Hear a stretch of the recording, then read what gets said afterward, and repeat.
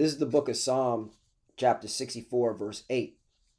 So they shall make their own tongue to fall upon themselves. All that see them shall flee away. Brakata Yahweh, Brakata Yahweh Shai. Brakata Yahweh, Brakata Yahweh Shai. Yahweh is the name who the world ignorantly calls God, and Yahweh Shai is his son, who the world ignorantly calls Jesus Christ. First and foremost, I want to give all praises and all glory to Yahweh, Ba'ashem, Yahweh Shai, Ba'ashem, Rakah Kodash. Double honors to the apostles and elders of Great Millstone who ruled well and taught us this truth. They are the true teachers for the nation of Israel on earth today. And citation to the Akim out there pushing this truth and sincerity throughout the four corners of the earth and risking their life for Yahweh, Ba'ashem, Yahweh Shai's sake. My brother Samak from the GMS Miami camp. And yes, the reason why I brought out the book of Psalm, chapter 64, verse 8, I just want to play a short clip of what Benjamin Netanyahu, the prime minister of the statehood of the JJ, said regarding what war he's fighting and who is he fighting, okay? And of course, who's he partnered with, all right? And this just goes to show you that these wars in the Middle East are not going away. They're going to get a whole lot bigger. And you can thank these JJs, these 1948ers, these small hats, the least of the flock, which I'll bring that scripture out, all right, for dragging all you Edomites, all right, into this conflict, especially you American Edomites, okay? Babylon the Great, all right? That's why you're that northern army, pursuant to Joel chapter 2, verse 20, all right? That's never going to leave the Middle East because you're there for the judgment. So let's play this, all right? This is straight out of the horse's mouth, all right? Benjamin Netanyahu, prime minister of the state of the JJ, tells you who's he fighting, okay? So are these wars in the Middle East going to end? No. Hell no. They're going to get a whole lot bigger and a whole lot graphic. Get ready for a draft, okay? And also, famine of word is coming, all right? We're not going to be teaching much longer. Let's play. And he had some really interesting things to say. I'm going to show you a few of them, get your reaction. First of all, he's bragging about facing a 7-front war. Right, 7-front war. Oh, these are two retired military officers, all right, from America, all right, giving their opinion with their military background. And all they have to say is nothing but negative, okay? And they're very concerned with what America's doing because, as they say, as Colonel Douglas McGregor stated, get ready, Iran will not fall like a house of cards, you damn Skippy. Iran got ballistic missiles, hypersonic missiles. They're backed by Russia and China, all right? But, you know, America is going to follow them JJs to their destruction because America is controlled by the JJs. Let's play. For the past 2 years, since October 7th, we've rolled them back. We fought a 7-front war against this axis of evil. 7-front war. So it's not just Gaza, okay? All right, all you hear is Gaza, Gaza, Gaza. No, these JJs are fighting, okay? All types of different groups, different nations, okay? And he's going to mention them. And thanks to the incredible courage of our soldiers, we rolled back this threat to our existence and to our future. We battered Hamas, we hammered Hezbollah, we helped bring down the murderous Assad regime, we struck the Houthis, we attacked pro-Iranian militias, and we also attacked Iran itself. With America's help, we rolled back Iran's nuclear bomb program and its ballistic missile threat. That axis has been greatly weakened, but it's still there. It's licking its wounds. It still chants, death to America, death to Israel. You see that? All right. So Donald Trump lied. He said that Iran's nuclear, ambitions was, all right, destroyed last year. All right. But Bibi saying, no, it's still there. They're licking their wounds. Okay. And he's speaking to AIPAC, by the way. AIPAC. Guys, watch. Check this out. I appreciate the efforts that President Trump is making to ensure that those threats against both our countries do not reappear. I mean, that is astounding. That sounds more like a confession than it does bragging about something, because he's talking about 7 wars he's fought. All of them were because of what happened, what their reaction was to 10/7, which itself was a reaction to decades of oppression of the Palestinian people, and it was as predictable as it could be. And then now here he's wanting to drag the United States in by saying, "Oh, well, this is all of our war, all of our threat here." But here's the other issue with that: none of those so-called 7 wars have been solved, and now he wants to start another one. Yeah, because hey, all right, uh, these are the Edomites. Okay, they took peace from the world. Let me get real quickly Revelation 6 and 4. And there went out another horse that was red, and power was given to him that sat thereon to take peace from the earth. You see, and that they should kill one another, and there was given unto him a great sword. Right? Okay, these devils, these Edomites, the red, okay, horse represents these Edomites. All right, they took peace from the earth. All right, and they need war in order for them to stay in power. Okay. Now let me bring this out, Jeremiah 49 and 20, because Bibi said thanks to America. So, hey, this is the least of the flocks. All right, drawing you Americans into this war, man. Therefore, hear the counsel of the Lord that he hath taken against Edom, and his purposes that he hath proposed against the inhabitants of Timon. Surely the least of flock shall draw them out. Surely he shall make their habitations desolate with them. Right. All right, America is following these JJs straight into the destruction. Let's keep playing. What was it that Bill Clinton said? If you're deep inside a hole, stop digging. That would probably be good advice for both us and the Israelis, but that's not where we're headed. I think that from the Israeli vantage point, they've never had a better opportunity because they control us to an extent that they never have before. Aha, least of the flock shall draw them out. Okay.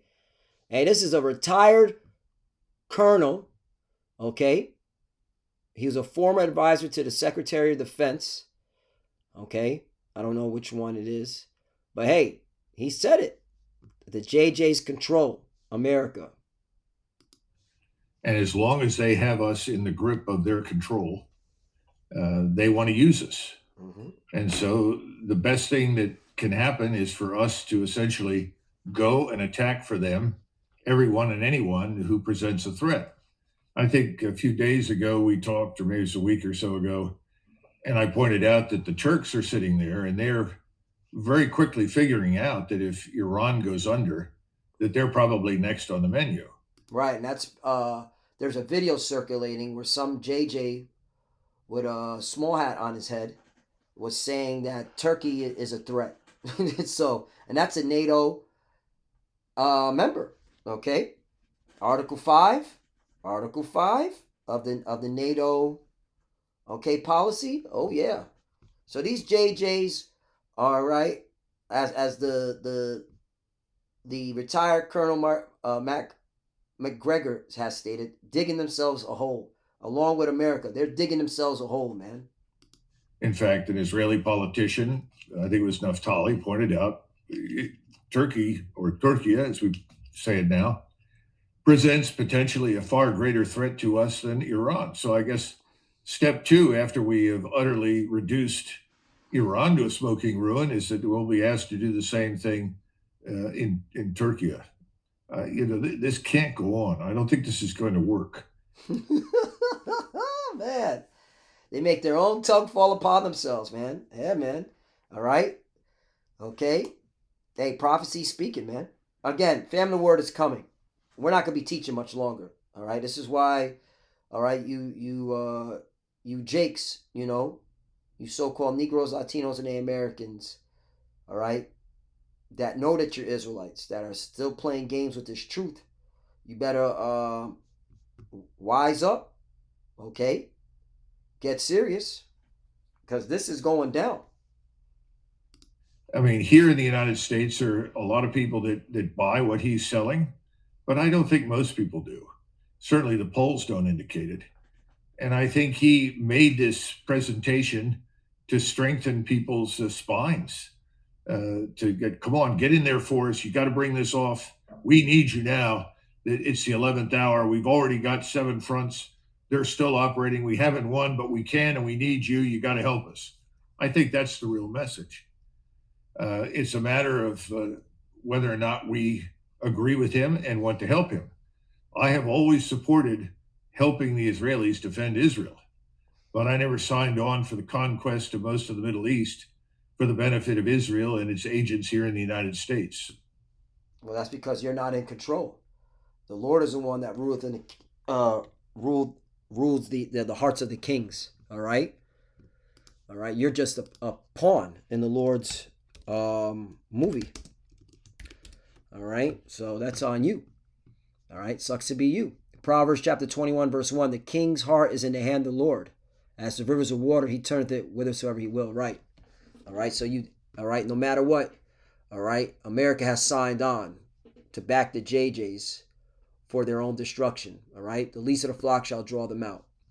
Okay. And we get, technical. All right. America's been compromised through blackmail. Jeffrey Epstein. Okay. That was the whole thing with Jeffrey Epstein, making sure that none of these politicians have a conscience, or these military personnel officers that were also on that island. How many military personnel were on that island? Question more. Now, John Mearsheimer has written a book on the Israeli lobby and the AIPAC, and a lot of people will defend it and say, how dare you impugn that? Those are Americans, by the way. That is not Israeli people. That is Americans, and that they are supporting this because that's what they want to do, etc. And you should not impugn them. Well, Netanyahu also addressed that too. And again, in the context of these desires are Netanyahu's. It's not their needs, it's their desire. They don't have a security threat from Iran. They have a desire to destroy Iran for their own purposes. There is no threat for us. There is nothing that we should risk the loss of a single American troop.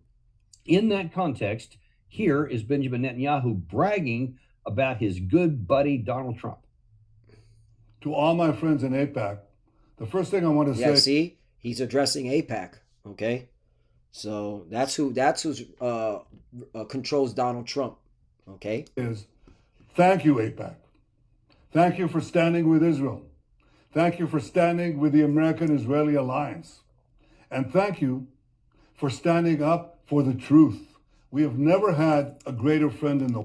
Man, let's be honest. Does this guy look like an Israelite from the Bible? Like, come on. Let's be real honest. Is he an Israelite from, the loins of Jacob? Hell no. This is an Edomite, okay? More specifically from the tribe of Amalek. That's why the Lord said he will have war with Amalek from generation to generation, because these are some sneaky, lying, as it says, a bastard shall dwell in Ashdod, bastards, war with Amalek, right? Exodus chapter 17, verse 16. And for he said, because the Lord Yahweh have sworn that the Lord Yahweh will have war with Amalek from generation to generation. So yeah, as long as these JJs have a statehood, the Lord will always have war with them. They'll never have peace, because these are not the chosen people. All right. When the chosen people go into the homeland, all right, then there will be no more wars. That's what it says in Isaiah chapter 2. Okay. Go ahead and read it. That's what it says. Start at the top. Let's keep playing. The White House than President Donald J. Trump. And I want to tell you that I value the support of Americans from both sides of the aisle. I know it's been difficult for some, and I respect your courage, your honesty, the fact that you're willing to stand up against colleagues who sometimes bow their head to this anti-Semitism. You do not. I salute you. So I salute you for not wanting to do that. And of course, we have to ask the question. One thing I'll never forget is when shortly after 10/7, and it became obvious that Israel was going to go into the Gaza Strip and respond out of all proportion to what actually happened to them. It was their right to respond, because that terrorist attack was a horrible, 1,000 people.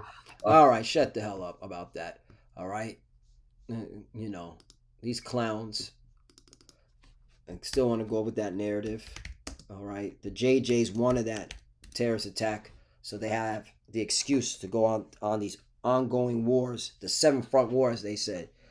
All right, so they can achieve their greater state of the JJ project. That's what I'm going to call it. Okay, where it goes from the Nile River all the way to the Euphrates River. Okay, and through Saudi Arabia.